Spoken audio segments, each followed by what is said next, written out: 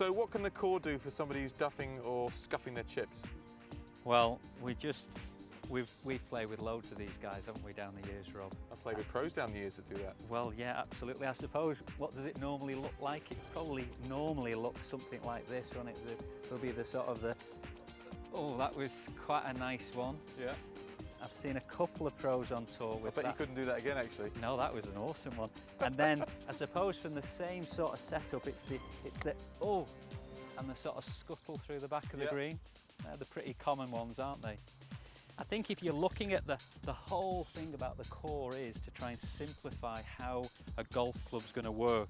Now, if we go to, again, putting the shaft on, if we're looking at trying to give people drills once they've bought the core, if we put a shaft down on the floor here and we ask somebody to look at knocking this shaft forward in that line, in that direction, and just getting the face to sort of squarely hit that, I think the position that they would have to adopt in setup is very different from how they would normally set up when they hit a pitch. Right. I think they probably normally set up in a position where if it was a ball or if it was the end of the shaft, they'd have this sort of look with the ball relatively back in the stance, the hands pretty forward. I think this is pretty much what a lot of people read about and think that this is how they're meant to set up.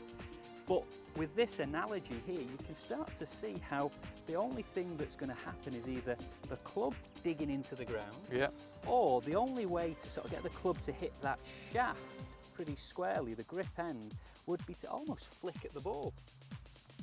So I think a huge amount of short game issues are down to how people set up to the golf ball. Okay.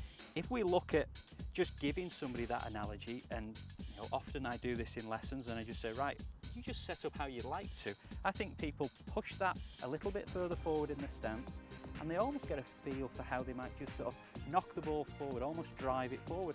It'd probably look something like this, where they'd stand here, they'd have the ball in the same position, they've got a little target up there, and they just drive the ball forward.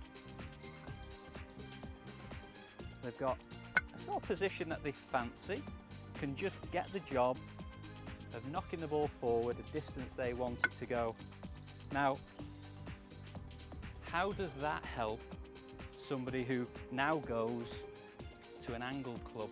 Well, I think that motion that they've just learnt with the core just needs to be repeated. We both know that it's the club's job to knock the ball up in the air. So if they could set up in the same way, they can deliver the club in the same way, the ball is just lofted up into the air by the angle on the club. Right. So really what they're trying to do is just learn in a very simple way to stay out of the job of the club and just let the club do its job.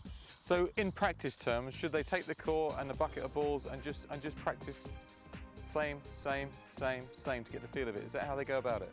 Absolutely. I think how they would deliver the core into the back of a grip end is pretty much it's a descriptive word, it's a feel.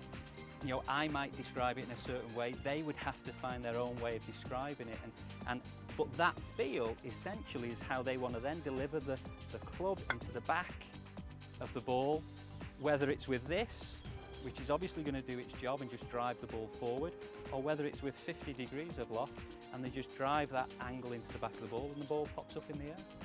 Very simple. Well, that's what it's all about, making it simple but very effective in learning to get better at the short game.